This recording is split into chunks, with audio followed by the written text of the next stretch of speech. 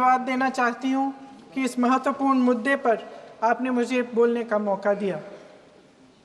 ये अलग बात है कि सत्ता पक्ष के लोग सब मेरे बोलने से पहले ही भाग गए। आइए आइए, आपको देख के मैं खुश थी कि आप वापस आ गए। सबसे पहले मैं उन सैनिकों, उन जवानों, उन अफसरों को नमन करना चाहती हूँ जो हमारे देश के रेगिस्तानों में, हमारे देश के घने जंगलों में, बर्फीले पहाड़ियों पे हमारी देश की रक्षा करते हैं, जो हर पल देश के लिए अपनी जान देने के लिए तैयार रहते हैं। 1948 से लेकर अब तक, जब से पाकिस्तानी रेडर्स ने कश्मीर पे हमला किया, तब से लेकर अब तक हमारे देश की अखंडता की रक्षा करने में उनका बड़ा योगदान है।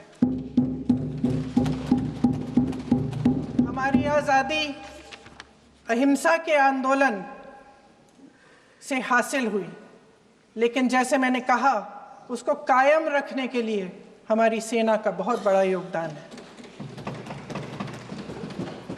अध्यक्ष महोदय, कल मैं सदन में बैठी हुई सबके भाषण सुन रही थी। आदरणीय रक्षा मंत्री महोदय ने बोला, सत्ता पक्ष के कई मंत्रियों ने बोला। 1 घंटे का रक्षा मंत्री जी का लंबा भाषण था। सुनते सुनते एक बात मुझे बहुत खटक रही थी। उसके बाद जब दूसरे भाषण भी सुने आपके सत्ता पक्ष के, तब भी ये बात बार बार मेरे मन में आ रही थी कि सारी बातें कर ली, ऑपरेशन सिंदूर की बात कर ली, आतंकवाद की बात कर ली, देश की रक्षा की बात कर ली, इतिहास का पाठ भी पढ़ा दिया, लेकिन एक बात छूट गई। उस दिन 22 अप्रैल 2025 को जब 26 देशवासियों को अपने परिवार के सदस्यों के सामने खुलेआम मारा गया,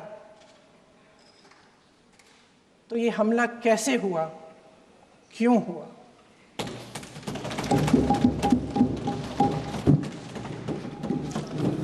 अध्यक्ष महोदय, ये लोग बैसारन वैली में, पहलगाम के पास कश्मीर में क्या कर रहे थे? आजकल पब्लिसिटी का दौर है, प्रचार का ज़माना है। कुछ समय से हमारी सरकार ये प्रचार कर रही थी कि कश्मीर में आतंकवाद ख़त्म हो गया है, कि कश्मीर में शांति है, अमन चैन है। प्रधानमंत्री जी ने खूब भाषण दिए, देशवासियों को कहा कि चलिए कश्मीर चलिए, सैर करिए। कई बार मैंने ये भी देखा मीडिया पर, टीवी पर, कि कश्मीर जाइए, ज़मीन खरीदिए, अब वहाँ अमन चैन है, शांति का वातावरण है। इसी बीच शुभम द्विवेदी, एक कानपुर के नौजवान, और उनके पूरे परिवार ने तय किया कि वो कश्मीर जाएंगे। शुभम द्विवेदी की 6 महीने पहले शादी हुई थी। उसकी पत्नी ने कहा कि उनके बीच एक ऐसा रिश्ता था, प्रेम और दोस्ती का ऐसा रिश्ता था कि वो एक दूसरे को बच्चों की तरह हंसाते थे। सोशल मीडिया पर एक वीडियो भी जारी है जिसमें पूरा परिवार एक साथ बैठा हुआ ताश खेल रहा है और ऐसे हंस रहे हैं, ऐसे हंस रहे हैं कि उस वीडियो को देख के किसी का भी दिल टूट जाए कि इस परिवार को इस तरह से उजड़ने क्यों दिया हमने। 22 अप्रैल 2025 को बैसारन वैली में मौसम का मिजाज अच्छा था। जैसे हर रोज़ लगातार 1000 से 1500 लोग वहाँ पहुँचते थे, उसी तरह से उस दिन भी तमाम पर्यटक वहाँ पहुँचे। वहाँ का रास्ता आसान नहीं है अध्यक्ष महोदय जी, जंगल से जाना पड़ता है, पहाड़ों के बीच जाना पड़ता है, घोड़े से जाना पड़ता है। ये परिवार वहाँ पहुँचे मौसम सुहाना था, उनके बच्चे ट्रैम्पोलिन पे खेल रहे थे, कोई जिपलाइन कर रहा था, कोई चाय पी रहा था, तो कोई कश्मीर की सुंदर वादियों की ठंडी हवा का मज़ा ले रहा था। शुभम अपनी पत्नी के साथ एक स्टॉल पे खड़े थे। तभी अचानक 4 आतंकवादी जंगल में से निकलते हैं और शुभम को वहीं अपनी पत्नी के सामने मार डालते हैं। उसके बाद वे वहाँ से पूरे वैली में 1 घंटे के लिए लोगों को चुन चुन कर मारते हैं। किसी के पति को अपनी पत्नी के आंखों के सामने, किसी के पिता को अपने बेटे के सामने, चुन चुन कर 26 लोगों को मार डालते हैं। शुभम की पत्नी घबराकर वहां से भागने की कोशिश करती है, अपनी जान बचाने के लिए जंगल की तरफ दौड़ती है। वहां पता चलता है कि तमाम लोग जंगल की तरफ दौड़े हैं और अपनी जान बचाने की कोशिश कर रहे हैं। कोई अपने बेटे का हाथ पकड़ के पहाड़ों पर घसीटता हुआ जा रहा है, कोई कश्मीरी घोड़े वालों और गाइडों की मदद लेते हुए चले जा रहा है। कोई रास्ता नहीं है, कोई तरीका नहीं है, लेकिन किसी न किसी तरह से शुभम की पत्नी के शब्दों में किसी ऐसी शक्ति ने हमको बचा कर रखा कि हमें किसी न किसी तरह से हम अकेले नीचे पहुंचे। और मैं उनके लफ्ज पढ़ना चाहती हूं, क्योंकि उन्होंने कहा कि इस पूरे समय जब 1 घंटे के लिए चुन चुन कर भारतीय नागरिकों को मारा जा रहा था, इस पूरे समय उसे एक सुरक्षाकर्मी नहीं दिखा, एक सैनिक नहीं दिखा।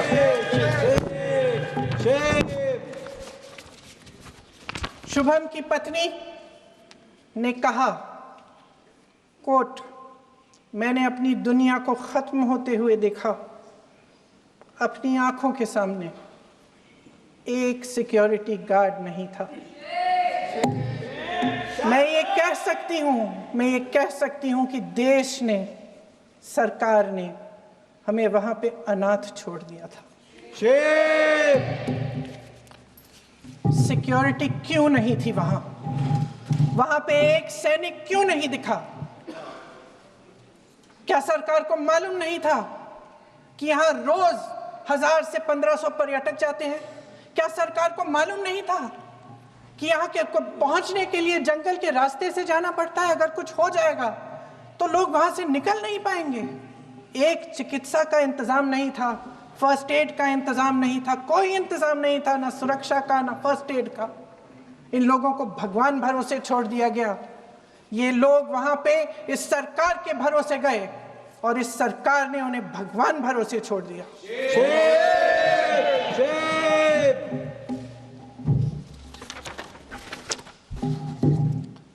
मैं पूछना चाहती हूं, ये किसकी जिम्मेदारी थी? इस देश के नागरिकों की सुरक्षा की जिम्मेदारी किसकी है? क्या इस देश के प्रधानमंत्री की नहीं है? क्या इस देश के गृह मंत्री की नहीं है? क्या इस देश के रक्षा मंत्री की नहीं है? क्या एनएसए की नहीं है? अध्यक्ष महोदय, पहलगाम हमले से सिर्फ 2 हफ्ते पहले हमारे गृह मंत्री महोदय जी कश्मीर गए थे। किस लिए गए थे? जो सुरक्षा की व्यवस्था है इसको देखने के लिए गए थे, इसको रिव्यू करने के लिए गए थे। और उन्होंने वहां कहा कि आतंकवाद पर विजय प्राप्त हुई है। ये 2 हफ्ते पहले है। 3 महीने बाद JNK के गवर्नर साहब एक आम इंटरव्यू में ऐसे ही चलते चलते कह देते हैं कि हाँ, बैसारन वैली में बहुत लापरवाही हुई और इसके लिए मैं जिम्मेदारी लेता हूँ। ऐसे ही चलते चलते, और वो बात होती है, ख़त्म भी वहाँ होती है और वहीं ख़त्म हो जाती है। उनसे जिम्मेदारी ली भी नहीं जाती, कोई सवाल नहीं उठाता, कोई जवाब नहीं देता। अध्यक्ष महोदय, उस हमले की जिम्मेदारी एक आतंकवादी गुट जिसका नाम TRF है, थोड़े दिनों बाद लेती है। कौन है ये TRF? 2019 में ये गुट बना। 2020 में इसने कश्मीर में आतंकवाद का काम शुरू कर दिया और अप्रैल 2020 से लेकर 22 अप्रैल 2025 तक इन्होंने 25 आतंकवादी हमले किए। गृह मंत्री महोदय ने जब यूपीए सरकार के समय के आतंकवादी हमले गिने तो लगभग 25 गिनवाए थे अभी अपने भाषण में। इस गुट ने कश्मीर में 25 हमले 2020 और 2025 के अंदर एक पूरी लिस्ट है इन हमलों की। मेरे पास इतना समय नहीं है इसलिए मैं एक एक को नहीं पढ़ना चाहती, लेकिन मैं इतना कहूंगी कि इनमें रियासी का हमला भी था 2024 का, जिसमें 9 लोग मारे गए और 41 लोग घायल हुए। कुल मिलाकर 2020 से लेकर 22 अप्रैल 2025 तक TRF ने 41 सेना और सुरक्षा कर्मियों की हत्या की, 27 सिविलियन की हत्या की और 54 लोगों को घायल किया था। भारत सरकार ने TRF को आतंकवादी संगठन का दर्जा कब दिया? 2020 में दिया, 2021 में दिया, 2022 में दिया, 2023 में दिया। 3 साल बाद, 3 सालों के लिए ये आतंकवादी गतिविधियां कर रहे हैं और आप इनको आतंकवादी संगठन तब कहते हैं 2023 में? इसकी क्या वजह थी? ये सब सरकार के संज्ञान में था और आप मुझे बताना चाहते हैं, सत्ता पक्ष के नेता बताना चाहते हैं कि ये सब आपके संज्ञान में था, लेकिन कोई भी एक ऐसी एजेंसी नहीं है हमारी सरकार की जिसको पता चला कि ऐसा हमला, ऐसा भयानक हमला होने जा रहा है हमारे देश में, कि पाकिस्तान में बैठे हुए इस हमले की योजना बन रही है कि हम भारत जाके हैवानियत करेंगे, 26 लोगों को मार डालेंगे और हमें पता ही नहीं है। क्या ये हमारी एजेंसियों की विफलता है कि नहीं है? ये बहुत बड़ी विफलता है, एक बहुत बड़ी विफलता है। जानते थे कि ये गुट है, जानते थे कि 5 सालों से ये आतंकवादी हमले कर रहा है, अध्यापकों को मारा, आर्मी के बड़े बड़े अफसरों को मारा, आम जनता को मार डाला, पुलिस वालों को मार डाला, और आप इन पे निगरानी नहीं रख रहे थे। और ये जो एजेंसियां हैं इनकी जिम्मेदारी कौन लेगा? क्या IB चीफ ने अपना इस्तीफा दिया? क्या किसी ने इस्तीफा दिया? गृह मंत्री जी के कार्य क्षेत्र में आता है इंटेलिजेंस ब्यूरो। क्या गृह मंत्री जी ने इस्तीफा दिया? इस्तीफा छोड़िए, जिम्मेदारी ली।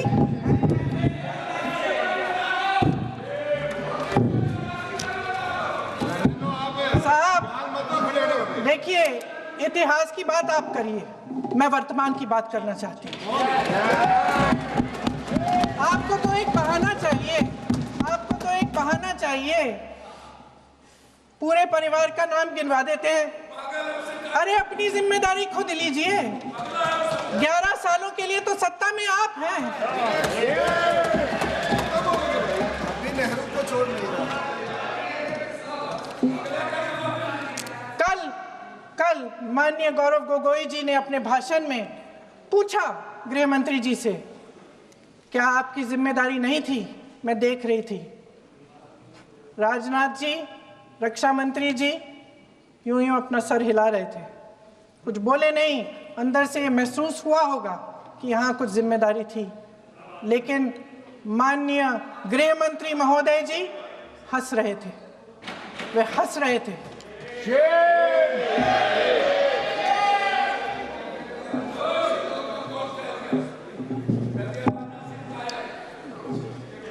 अध्यक्ष महोदय, कल सत्ता पक्ष और आज भी सत्ता पक्ष के नेताओं ने 2008 के मुंबई के हमलों का जिक्र किया, बार बार कहा कि मनमोहन सिंह जी की सरकार ने कुछ नहीं किया।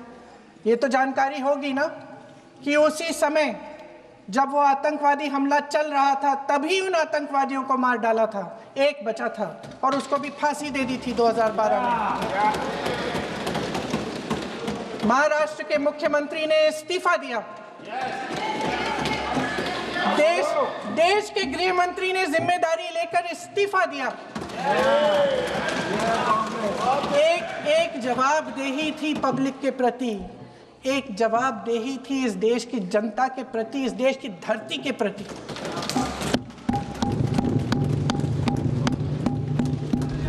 राजनाथ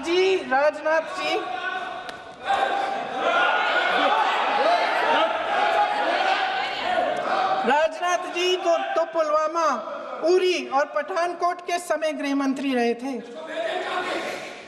आज वे रक्षा मंत्री हैं और हमारे गृह मंत्री महोदय श्री अमित शाह जी के नाक के नीचे पूरा मणिपुर जल गया, दिल्ली में दंगे हुए, पहलगाम में हमला हुआ और आज भी वे उसी पद पर बैठे हैं। क्यों? अध्यक्ष महोदय, बमबारी से अखबारों के हेडलाइन बनते हैं, मगर कहानी सुरक्षा में की चूक में भी है। आज देश खोखले भाषण नहीं सुनना चाहता, देश जवाब चाहता है, तसल्ली चाहता है कि सच उससे छिपाया नहीं जाएगा। देश जानना चाहता है कि उस दिन अप्रैल 22, 2025 को क्या हुआ और क्यों हुआ। आप तो खुद अपनी पीठ थपथपाने में लगे रहते हैं। सेना, देश, संसद से सच छुपाते हैं। ऑपरेशन सिंदूर जब शुरू हुआ, हम सब ने समर्थन किया, सब एकजुट होकर खड़े हो गए इस देश के लिए। दोबारा होगा, दोबारा खड़े हो जाएंगे। अगर हमारे देश पे हमला होता है तो यहाँ इस सदन में किसी भी पार्टी का हो, कोई भी हो, सब आपका समर्थन करेंगे। और हमें अपनी सेना पर गर्व है कि उन्होंने इस बार भी दृढ़ता से लड़ाई लड़ी, धैर्य से लड़ाई लड़ी, वीरता से लड़ाई लड़ी। लेकिन इस ऑपरेशन का सिंदूर का क्रेडिट, उसका श्रेय तो हमारे प्रधानमंत्री जी चाहते हैं। सही भी है, ठीक है, सही है, श्रेय ले। ओलंपिक्स में हमारा मेडल आता है, उसका भी श्रेय लेते हैं। लेकिन सिर्फ श्रेय लेने से नहीं होता नेतृत्व, जिम्मेदारी भी लेनी पड़ती है।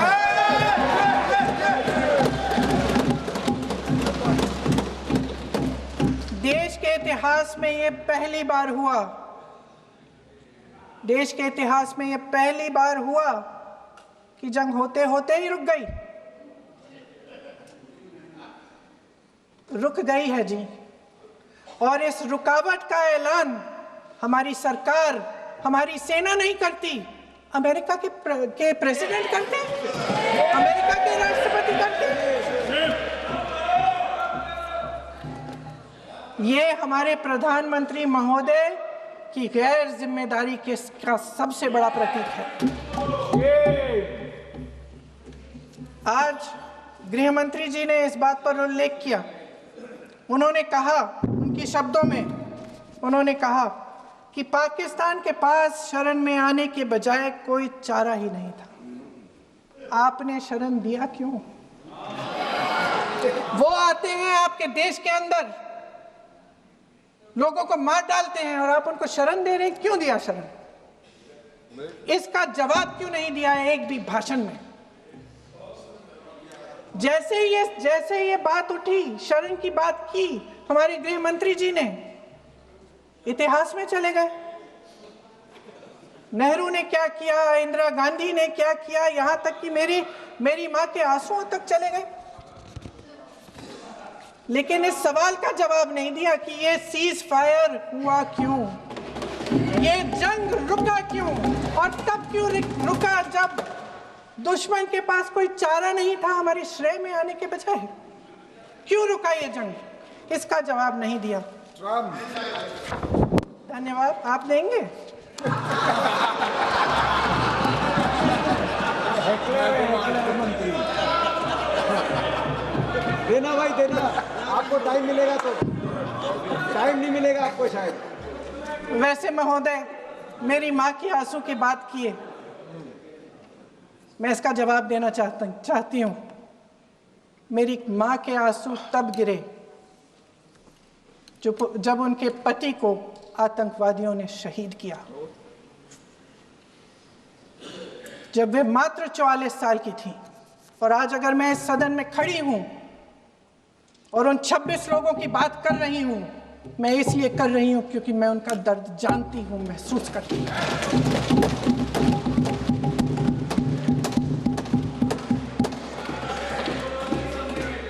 अध्यक्ष महोदय, मैंने कहा कि देश का नेतृत्व सिर्फ उपलब्धियों का श्रेय लेने से मजबूत नहीं होता। सफलता और विफलता दोनों की जिम्मेदारी लेने से बुलंद होता है। ये सोने का ताज नहीं है, कांटों का ताज है।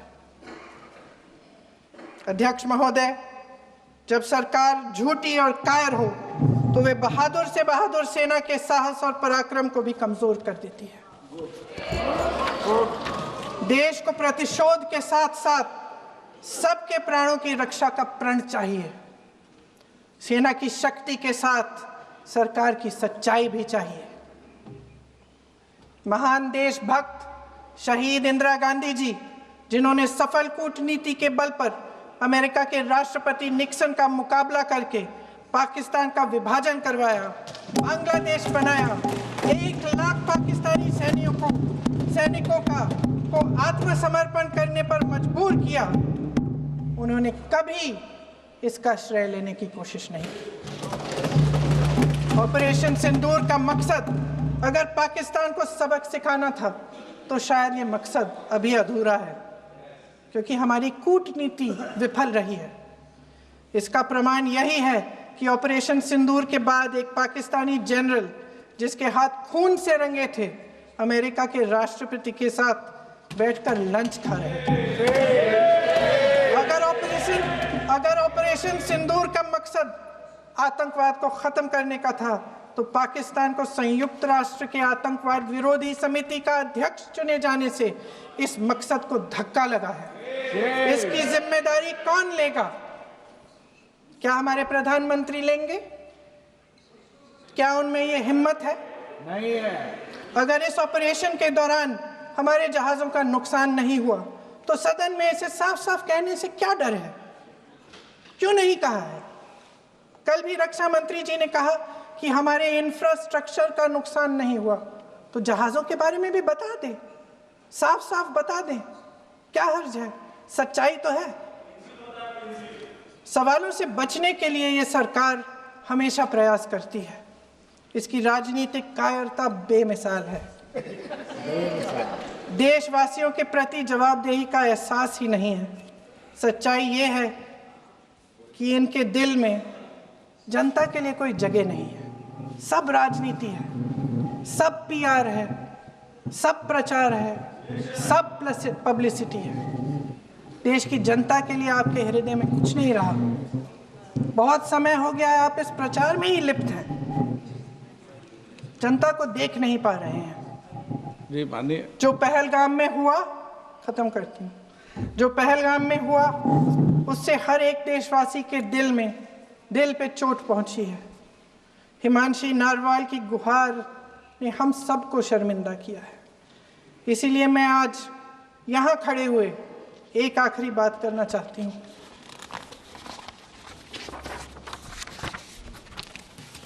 इस सदन में लगभग सभी के पास सुरक्षा है, सुरक्षा की व्यवस्था है। हम जहाँ भी जाते हैं हमारे साथ सुरक्षा कर्मी आते हैं। आपको भी मिल जाएगी, आप मंत्री बन जाएंगे, आपको भी मिल जाएगी। मैं मजाक की बात नहीं कर रही हूँ, थोड़ा सा धैर्य रखिए। उस दिन पहलगाम में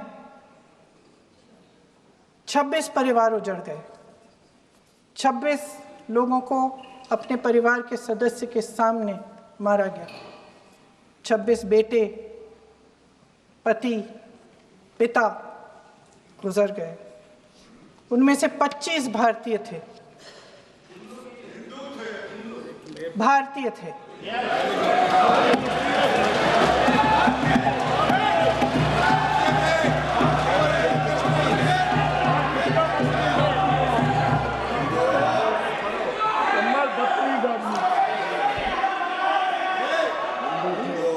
कुछ सीखो भैया। जितने भी लोग बैसारन वैली में थे और जो 25 भारतीय मारे गए, उनके लिए कोई सुरक्षा नहीं थी।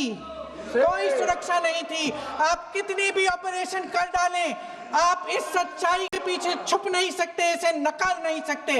आपने उनको सुरक्षित नहीं किया। कोई शर्म नहीं है, कोई शर्म नहीं है, कोई शर्म नहीं है और ना कभी होगी। सुन लीजिए, सुबह भी मैं शिव मंत्र बोल के आई हूं। इनको क्या पता शिव मंत्र क्या है? शिव मंत्र इनका खत्म कर लूं अपना भाषण। शिव मंत्र। मैं एक बार उन 25 भारतीयों के चुप रही। मैं एक बार उन 25 भारतीयों के नाम इस सदन में पढ़ना चाहती हूं, ताकि यहां बैठे हर सदस्य को यह एहसास हो कि वे भी हमारी तरह इंसान थे, किसी राजनीतिक बिसात के मोहरे नहीं थे।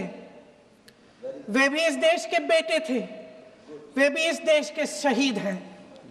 उनके परिजनों के प्रति हम सब की जवाबदेही बनती है। उन्हें सच्चाई जानने का हक है। समीर गुहा भारतीय, बिट्टन अधिकारी, मनीष रंजन, हेमंत सुहास जोशी, विनय नारवाल, सुशील नथनियल, अतुल श्रीकांत मोने, सैयद आदिल हुसैन शाह, नीरज उद्वानी, एन रामचंद्रन, संजय लक्ष्मण लेले, मानिए प्लीज। दिनेश अग्रवाल, दिलीप दिल से, प्रशांत कुमार सतपति, JS चंद्रमौली। अब आप बोलिए, अब आराम से। JS चंद्रमौली, यतीश परमार, S मधुसूदन राव, सदस्य नारेबाजी का सदन नहीं है। शैलेश कलाटिया, ये तरीका ठीक नहीं है आपका। भूषण, मंजुनाथ राव, कौस्तभ गणबोटे, शुभम द्विवेदी,